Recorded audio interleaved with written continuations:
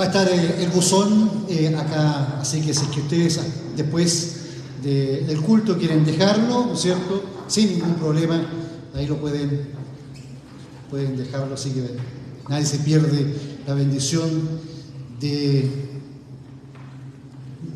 escribirle a Dios. Adelante, más. Que la gracia de nuestro Señor Jesucristo esté con cada uno de nosotros hoy y siempre. Amén. Muy bien.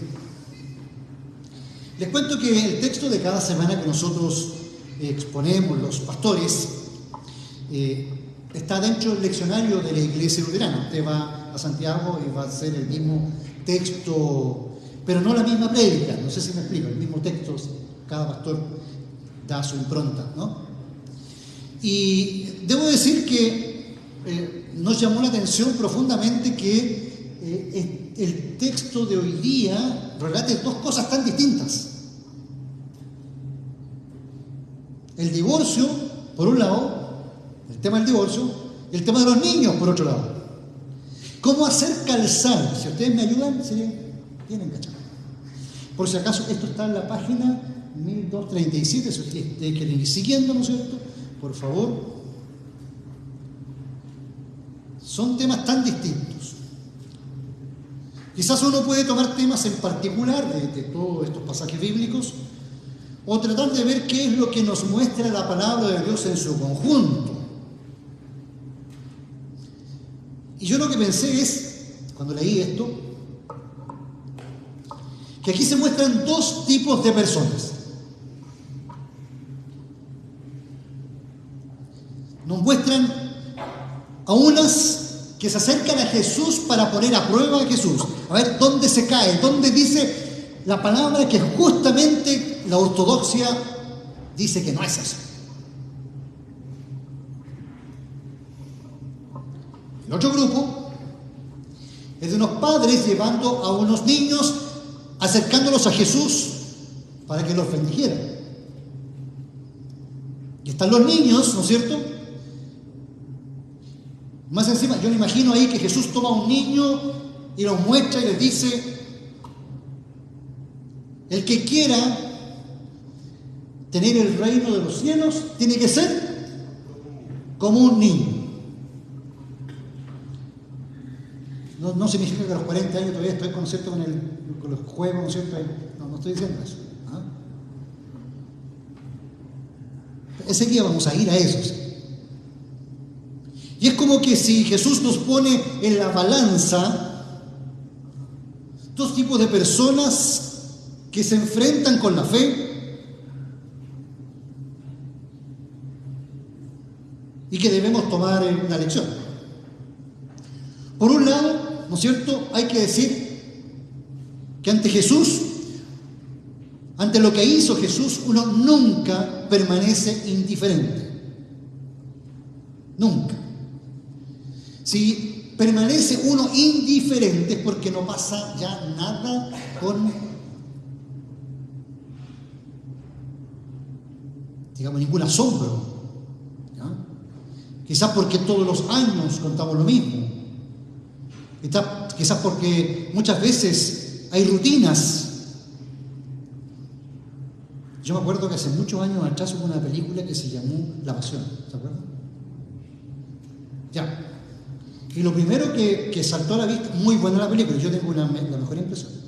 Pero la primera crítica, ¿no es cierto? No, es terrible la película porque es muy morbosa, qué sé yo, muy dura. Pero es todo lo que los pastores y sacerdotes hemos estado diciendo siempre.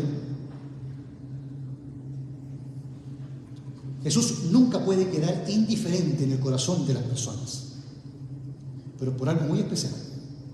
No es la morbosidad, sino es el amor, del cual voy al tiro. Sin embargo, algunos se acercan a Jesús, como les decía, a ver qué podían decir en su contra. Se colocaban con el pretendido concepto de que yo tengo la verdad, que yo soy la medida de todas las cosas. Mi mente inconscientemente llega a hacerse inclusive un Dios. Eso lo vimos la semana pasada también. Pero veamos el contexto de la primera parte del tema del divorcio. El tema del divorcio no era tema, sino el ¿por qué te divorciabas? ¿Ya? En el mundo judío esto estaba claro. ¿Por qué te divorciabas? Y resulta de que habían dos escuelas. Una escuela de Shammai que decía que entre que no aceptaba el divorcio o solamente en caso de infidelidad. Y otra escuela, que era la del maestro, un fariseo, Hillel, que era más laxa, señalaba que el hombre, no la mujer, o el hombre, simplemente podía divorciarse de su mujer simplemente casi por cualquier cosa. O sea, como yo digo, se le quemaba el arroz y era suficiente como para poder hacerle carta de divorcio. No le gustaba y podía ser razón. Entonces, esto era la comidilla en el momento. Hoy ya tenemos otros problemas, ¿no? No teníamos ese problema. ¿No? En la mesa se discutían, se apasionaban, y unos tiraban por Shammai y otros por Hillel, y ahí iban donde Jesús a ponerlo a prueba. Y ahí siempre Jesús ahí tratando de ver dónde caía. Y Jesús enfrenta el problema, no se escabulle del problema, y él responde, ¿no es cierto? Finalmente, ¿no es cierto?, que solamente por infidelidad, dice él. Pero él hace algo muy significativo, y es que le recuerda a ellos los mandamientos de Moisés y la creación del ser humano. ¿Por qué? Porque resulta de que en la creación, partiendo de ahí, Dios hace un proyecto de vida, y ese proyecto de vida nosotros lo sabemos, que se denomina el reino de Dios. Es esto lo que yo quiero para el ser humano. ¿Y qué es la familia? Matrimonio entre un hombre y una mujer. Jesús nunca dice una segunda opción, nunca.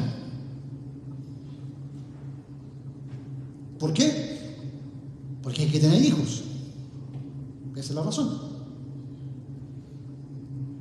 Ahora, eso lo hace Dios para el bien del ser humano.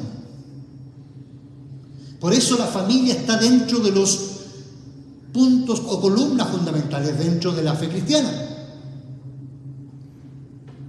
Luego, por eso también en los mandamientos aparece un mandamiento que dice: no cometerás adulterio. Porque se cuida eso. Y por eso Cristo dice estas palabras. Y la verdad es que el ser humano, cuando estaba antes de la caída, podía vivir una vida plena. Dios decía, ¿no es cierto?, después de la creación, que todo lo había hecho hermoso, perfecto. Sin embargo, con la caída vinieron las enfermedades, vino la corrosión de la sociedad, vinieron los pecados, y entonces, después de la creación, se muestra otra vez la voluntad de Dios en la ley de Dios, pero de una forma de contener el pecado, de regular el pecado, o más que regular, de evitar. Por tanto, la ley es parte de la imagen de Dios. Y aquí un gran detalle, porque cuando uno habla de reglas y de los mandamientos, ¿qué es lo que pasa? No quiere reglas. Claramente nos rebelamos. Nos sentimos que hemos perdido nuestra libertad. Sin embargo, esto es diametralmente opuesto. ¿Cierto? Díganme si esto es lo que nos está pasando el día de hoy. Todo el mundo quiere escapar. Si yo te digo una regla, es esa la que uno Trata de no cumplir, ¿no es cierto? Trata de... echa la ley, echa la trampa, dice el dicho, ¿no? Pero resulta de que las reglas, la ley de Dios, está hecha para ser feliz. Es como lo siguiente. Imagínese usted un pez en una pecera. Y ese pez se da cuenta, ¿no es cierto?, que está dentro de un espacio y que quiere salir y que afuera, dice él, hay muchas más cosas. Y trata de salir y al final sale. ¿Qué pasa? ¿Cómo? Se muere. Yo iba a decir se ahoga, pero no sé si se ahoga. Se corresponde esa ahoga, ¿no? No sé. Se muere. Y esto es muy importante, porque resulta que nosotros tenemos agua, estamos hechos para vivir en un agua que se llama amor.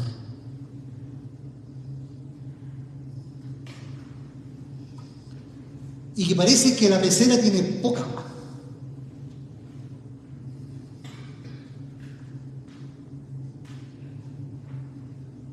Solo cuando tenemos amor podemos ejercitar nuestra libertad. El ser humano solo llega a la plenitud cuando cumple la voluntad de Dios. El ser humano piensa que el éxito de la vida, ¿no es cierto?, es tener ciertas cosas, cierto éxito profesional, cierta fama. No. Un hombre exitoso, según la Biblia y según Cristo, es aquel que hace la voluntad de Dios. Eso. Porque si fuera por riqueza, fíjense Cristo, que Él, siendo dueño de todo el mundo, se presenta humilde. ¿Y eso todo para qué? Para que podamos realizarnos. Menos mal que Jesucristo vino a cubrir multitud de pecados. Vino precisamente a solucionar todos estos problemas, al llevarlos a la cruz y darnos su salvación y perdón. O sea, con su espíritu es como que nos devuelve a la pecera, a esa conexión con Dios. ¿Cómo está tu conexión con Dios? Si nosotros fuéramos un fruto cualquiera, ¿cómo está creciendo ese fruto? ¿Cómo estás creciendo tú? ¿Hay crecimiento? Jesús habló de la vid. Piensa cualquier árbol. ¿Estamos conectados? ¿Hay savia que es el Espíritu Santo por nosotros? ¿O simplemente quedamos sin madurar como frutos enanos?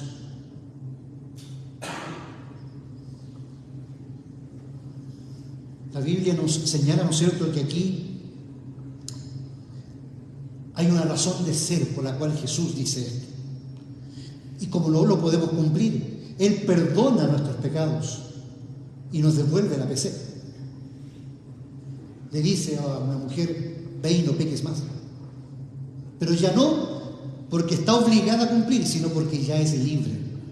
Entendió, por la cual Dios nos hizo de una forma. Pero ¿qué pasa con los niños? ¿Qué podemos aprender de los niños? Cuando ustedes escuchan esta frase o leen esta frase, que debemos ser como niños, a ver, díganme desde ahí de las bancas, ¿qué se le ocurre? De una, por favor. Ya, de una. ¿Ah? ¿Qué se le ocurre cuando uno dice que debemos ser como niños? Puros. Inocentes. ¿Sí? No sé si les ha pasado ver esto, pero de repente uno ve peleando dos chicos, ¿no es cierto? Oye, pero no,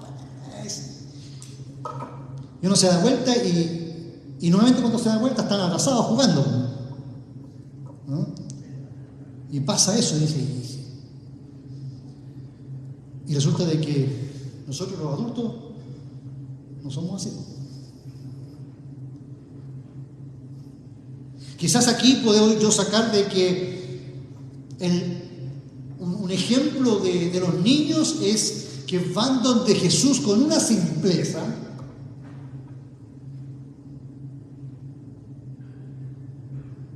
¿Saben ustedes por qué los niños pueden ir? No porque tengan todos racionalizados, no, sino porque fueron bautizados. Y en el bautismo el Espíritu Santo llega al niño, a la niña. Y de repente, ¿no es cierto? Yo no sé si les pasó esto, pero con nuestros hijos a lo menos, de repente preguntaban, ¿y dónde está Dios? ¿No le ha pasado? ¿No? Y uno se pregunta, ¿y por qué pregunta? ¿De dónde sacaste eso? ¿O dónde están los ángeles? O no sé qué pregunta, de repente. Bueno, ahí uno logra ver que hay una fe que es tan sencilla, tan pura, tan fe, porque fe tiene que ver con entregarse completamente a lo que no vemos, a ese Dios que está más allá de nuestra razón. Pero ¿qué es lo que pasa? Los seres humanos vamos creciendo, vamos desarrollando nuestra razón y nos vamos complicando la vida.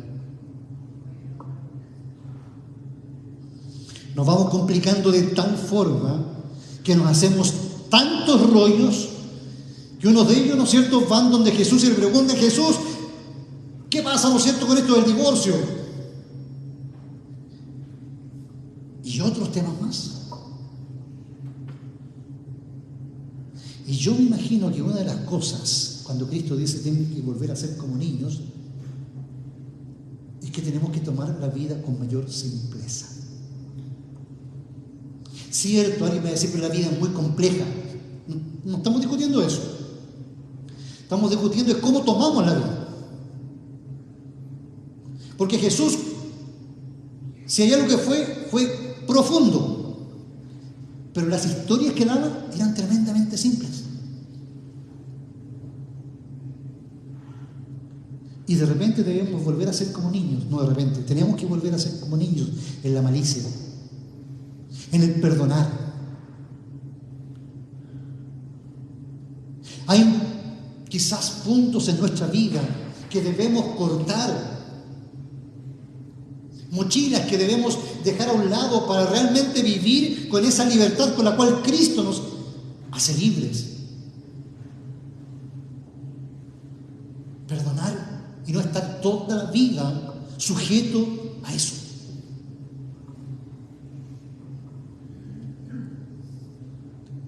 Es por eso que nosotros debemos destacar que las cosas más importantes de la vida son gratis y son simples. Y una de ellas es el amor, del cual tenemos que estar navegando.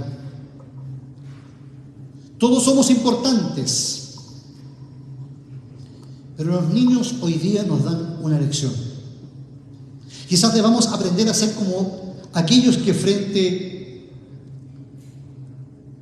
a los problemas o las trancas, digo yo, de la vida, muchas cosas tienen que dejarla pasar, porque ya, ¿qué?